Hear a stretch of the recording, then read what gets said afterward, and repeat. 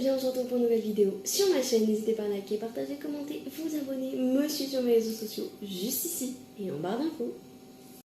On est le deuxième jour de live, d'ailleurs, ça arrête comme.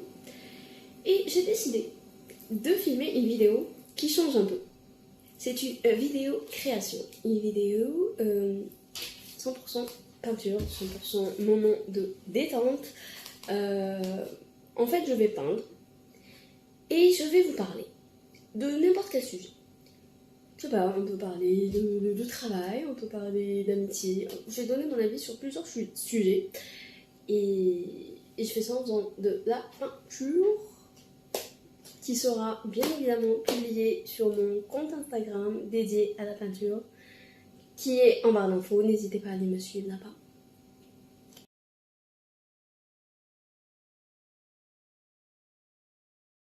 Mon premier dessin va concerner le bac. Voilà. Je vais faire un petit dessin comme j'ai fait pour le BEM. J'ai envie de faire un pour le bac qui arrive. D'ailleurs, on va parler bac. Voilà. Puisque ça arrive, c'est le sujet. Je l'ai passé et je vais vous dire comment moi j'ai géré mon stress. Alors, moi j'ai passé mon bac en 2019. Ça doit faire 7 ans, 16 ans. Oui, ça remonte. Je sais, je fais pas mon âge. La plupart des gens pensent que je le passe cette année. Quand ils me croisent dans la rue pour aller au travail. D'ailleurs, je vais vous raconter une anecdote. Le jour du BEM, je partais au travail. Et le taxi pensait que j'allais passer le BEM.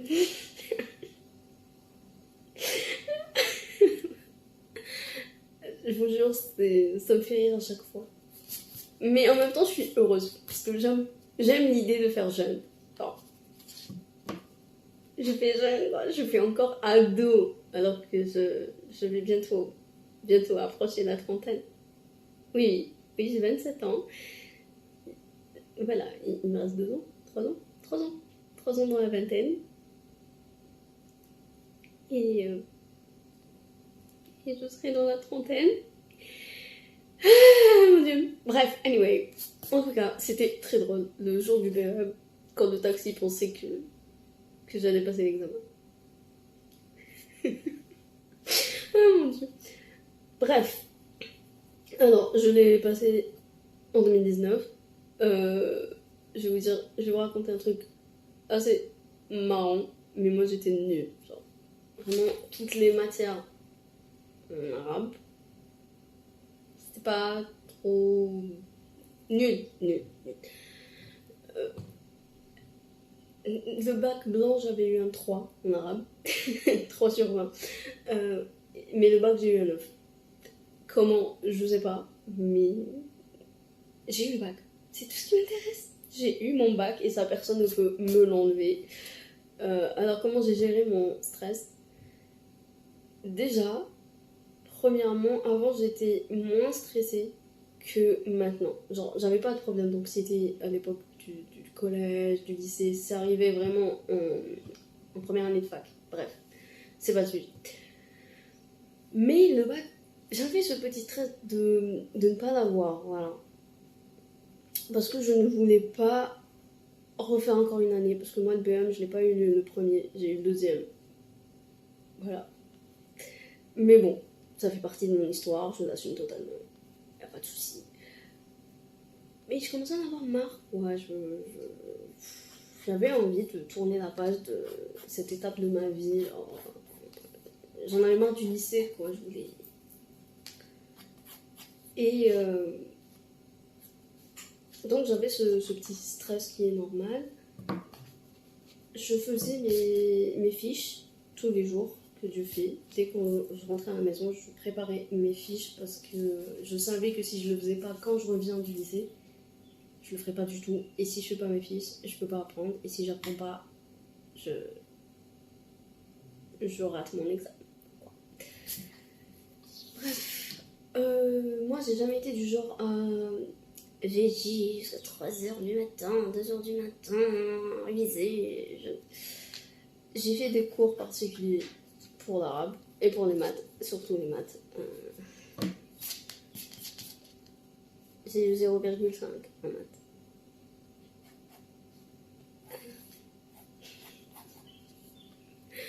Bref, les maths c'est vraiment pas mon truc. Avec ma dyslexie c'est encore pire. Bref, c'est pas le sujet. Alors ce que je faisais pour éviter de trop stresser et trop penser au bac quand il rapprochait, c'est très simple. Je me faisais un planning et j'essayais d'être disciplinée, m'organiser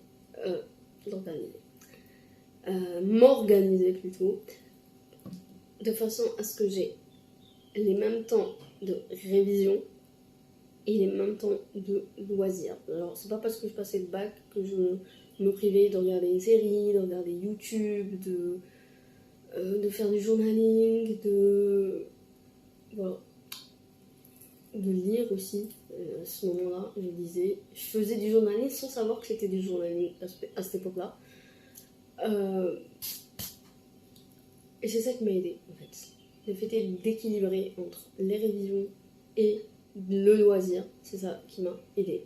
Alors, une semaine avant le bac, réviser, ça va juste vous ajouter du stress parce que vous allez vous rendre compte que vous connaissez pas tant que ça et pas ça. Bref, ça va rajouter du stress. Pour moi, une semaine avant le bac, il faut pas prendre un cahier dans la main. Voilà. Il faut se faire confiance et foncer. C'est tout. C'est mon avis. Moi, je me mettais dans la tête que c'était un examen comme un autre que je fais durant l'année pour éviter de trop en faire quelque chose d'énorme et de stresser. Voilà.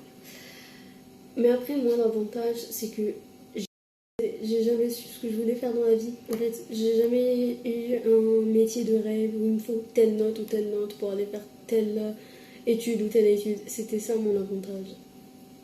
Je peux comprendre qu'on stresse pour le bac quand on sait ce qu'on veut. Parce que si on n'a pas telle note, on peut pas aller telle fac, on peut pas faire ça, on peut pas faire ci. Ce que j'ai toujours trouvé ridicule entre nous. Pour moi, tout le monde devrait choisir ce qu'il a envie de choisir selon ses goûts et pas selon les notes en fait. Mais après c'est mon avis personnel. Parce que quand on veut, on peut. Donc si la personne veut étudier tel ou tel truc, elle fera les efforts pour quand elle sera dans les études de cette chose en particulier.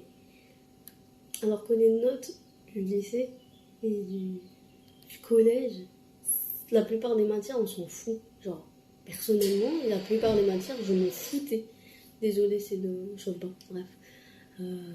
Genre, il y a plein de matières dont je me foutais royalement. Genre, les seuls cours où j'étais vraiment intéressée par le cours, c'était allemand, anglais, français.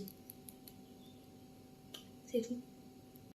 Et histoire. Histoire aussi, ça m'intéressait parce que on faisait enfin autre chose que la guerre d'Algérie. On faisait la guerre froide. Parce que la guerre d'Algérie, d'accord, c'est l'histoire du pays, d'accord, il faut savoir tout ça. Mais l'affaire pendant des années, de l'école primaire jusqu'au 3e année lycée, est que la guerre d'Algérie. C'est qu'au lycée, en 3e année, on a d'autres programmes. Genre, on a la guerre froide, on a ce qui se passe en Palestine, on avait ça. Pourquoi jusqu'en 3e année lycée pour changer de la guerre d'Algérie? J'ai jamais compris. C'est trop long, en fait. Je comprends l'importance de connaître l'histoire du pays. Ok. Mais pas autant d'années, quoi. C'est trop. Bref. Surtout qu'il y a des trucs qui sont répétés chaque année. Genre, chaque année, on apprenait quelque chose qu'on avait appris l'année dernière. On avait toujours la question du 8 mai 45. Qu'est-ce qui s'est passé le 8 mai 45? Je crois que cette question, je l'ai eue du collège jusqu'en 2e année lycée. Voilà. En résumé, vous devez trouver un équilibre entre peinture, sport, loisirs et révision. Parce que si vous faites que réviser, vous allez vous créer encore plus de stress. Anyway, maintenant j'ai fini le croquis. Je vais commencer la peinture. Et on va parler d'autre chose. On va pas parler que du bac. On va parler maintenant de... Quel sujet je pourrais vous parler? L'amitié? L'amour. J'ai souvent des questions sur ça. De pourquoi je suis pas en couple, pourquoi je suis pas en couple, qu'est-ce que j'ai contre les garçons. Bref. Si vous êtes arrivé jusque-là, vous aurez votre réponse. Sinon, vous n'aurez jamais, parce que c'est la dernière fois que je vais en parler. Alors, le sujet touchy que tout le monde veut savoir. Déjà, oui, je suis célibataire. Oui, je n'ai pas de mec. Et je n'aurai pas de mec. Sauf si un miracle se produit. Mais c'est pas prévu dans ma vie. Une seconde. Je suis partie chercher un trousse. Bref, anyway. Alors, je disais donc, je ne veux pas de mec dans ma vie. Parce que pour moi, un mec égale problème. Un mec, c'est jaloux. Un mec, c'est pas fidèle. La plupart du temps, hein, je sais que c'est pas tous. Hein, je suis consciente que c'est pas tous les hommes. Mais une grande majorité, malheureusement. Donc, je n'ai pas l'énergie mentale, ni physique, de supporter ça. Voilà. Sans oublier que moi, je suis une passionnée de YouTube, des réseaux. C'est pas parce que je me mets en couple que je vais arrêter ce que j'aime faire. Et ça, ils sont rares, les hommes, qui l'acceptent et qui le comprennent. Donc, je me suis mis dans la tête que je resterai seule. Voilà. Parce que jamais je ne changerai pour un homme. C'est non. Non. Tu peux me dire tout ce que tu veux, je ne risque pas d'arrêter de faire ce que j'aime pour un homme. Tout simplement. Ensuite, on va dire que j'ai une image dans ma tête d'une relation parfaite. Enfin, parfaite à mon, à mes goûts. Je sais que la perfection n'existe pas. Elle est tellement, on va dire, je sais pas comment expliquer. Dans ma tête, une relation parfaite, c'est pas comme dans les films non plus, hein, parce que je sais que ça n'existe pas. Je suis pas stupide, je suis lucide, je vis sur Terre. On va dire que c'est compliqué de rentrer dans mes critères. Je suis une complicados.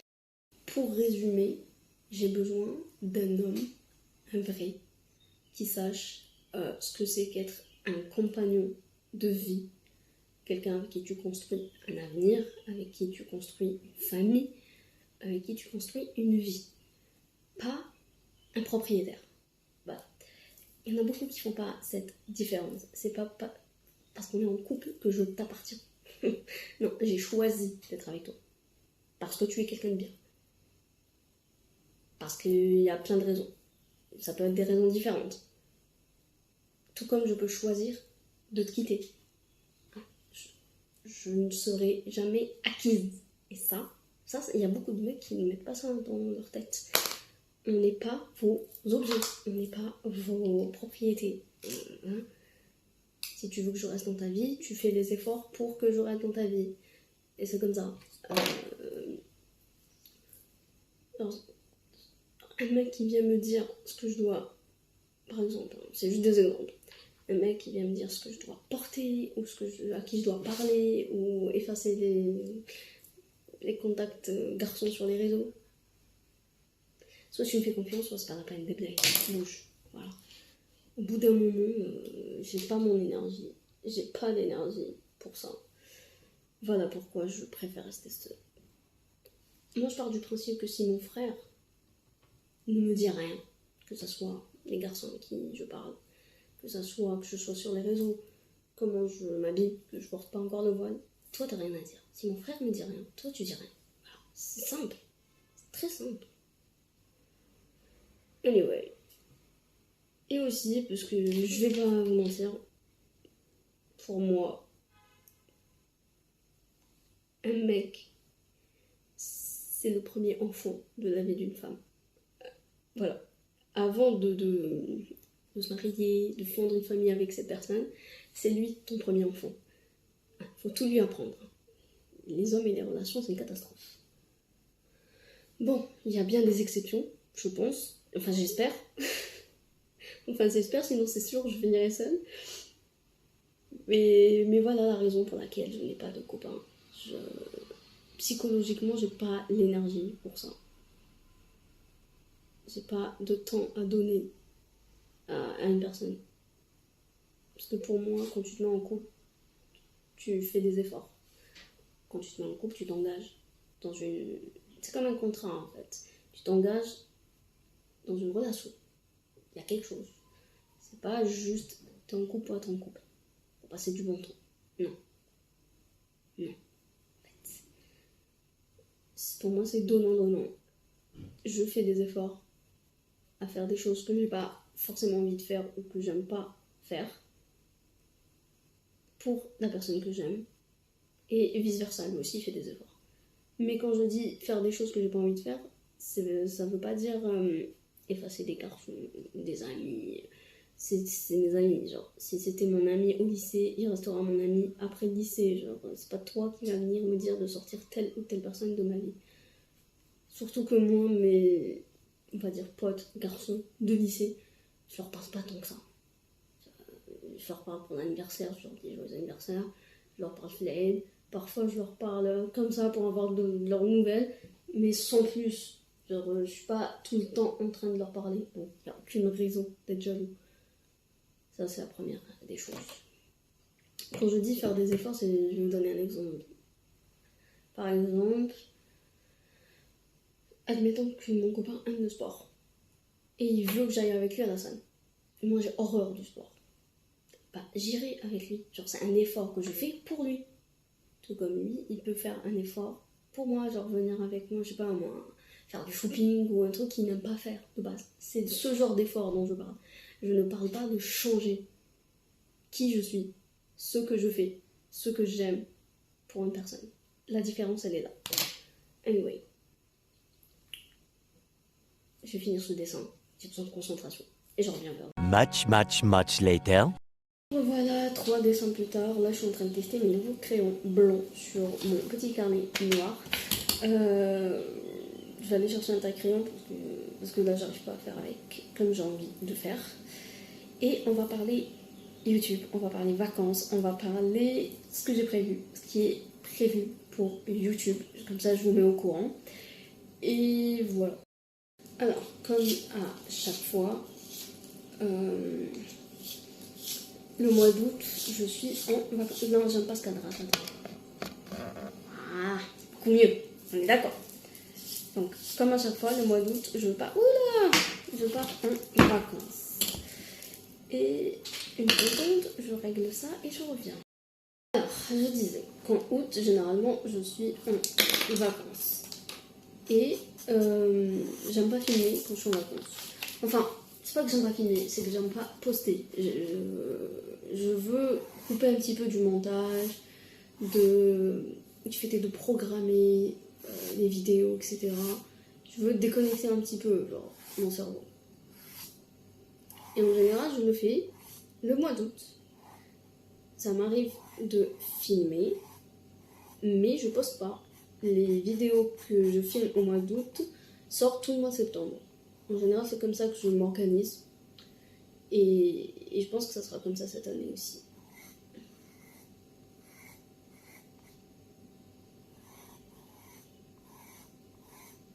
C'est pas mal, mais bon. C'est pas ouf, genre ça se déchire très vite, enfin ça se casse trop vite ces trucs, et quand je les taille, ça veut pas repousser. C'est pas ouf. Mais bon, on fait avec. Tout ça pour dire que en août, on va aller en vacances en famille. Je vais pas donner de destination pour l'instant parce que je suis pas sûre de la destination. Voilà. Voilà. Et puis pour garder pour la vidéo, puis c'est tout. Donc, le mois d'août, il n'y aura pas de vidéo sur ma chaîne. Mais je vous filmerai mes vacances. Il y aura des vidéos au mois de septembre de mes vacances. Je vous donnerai mon avis sur tout, que ce soit le pays, l'hôtel. Vraiment, je vous donnerai tout. Et si j'achète des trucs, je vous donnerai les prix. Je vous dirai ce qui vaut la peine et ce qui ne vaut pas la peine de faire. Tout sera détaillé dans mes vidéos. Voilà. Comme j'ai fait pour la Turquie. D'ailleurs, si vous voulez aller voir mes vacances en Turquie, je vous laisse le lien de la vidéo dans le petit i en haut à droite. Droite, gauche, je me rappelle toujours pas où est ce i.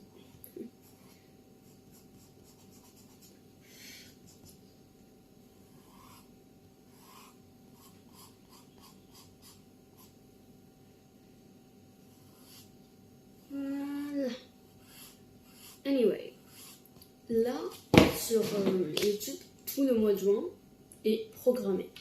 Genre, j'ai tout filmé. Là, j'attaque le mois de juillet. Genre, cette vidéo, je pense qu'elle sera en juillet. Je pense. Je peux toujours modifier. Hein.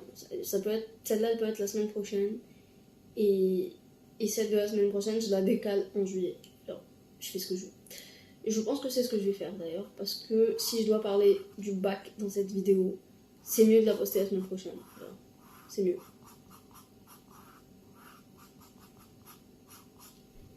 Je pense que c'est ça, je vais décaler celle que j'ai prévue pour jeudi prochain.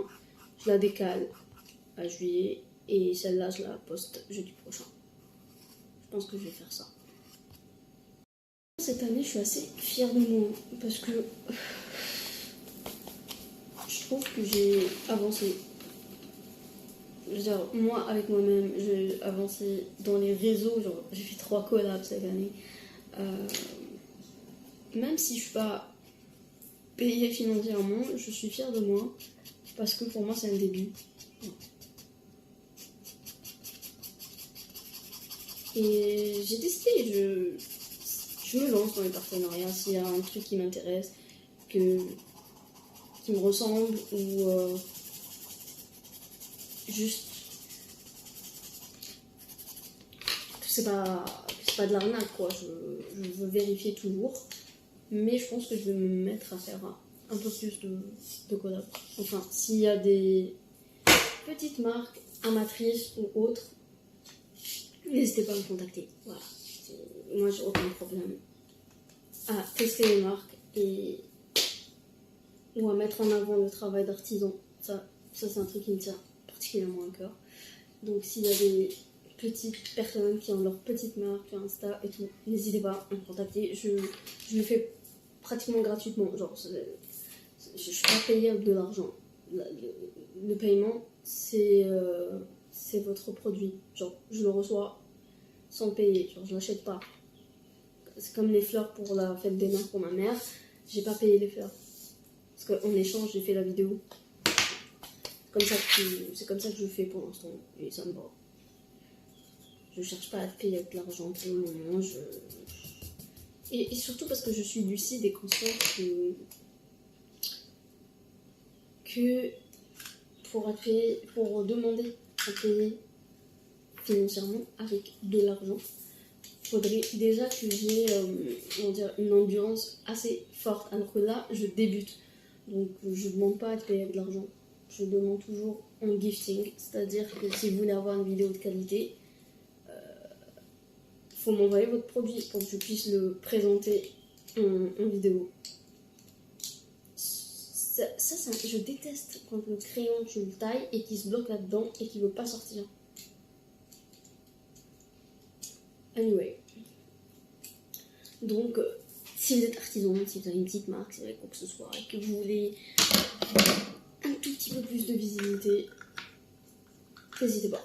Voilà. Parce que pour la visibilité, ça, mon compte, il fonctionne assez bien. Même si j'ai pas énormément d'abonnés, je trouve que j'ai des vues. Surtout les Reels en ce moment, j'arrive à 200 vues facilement, 240, 230.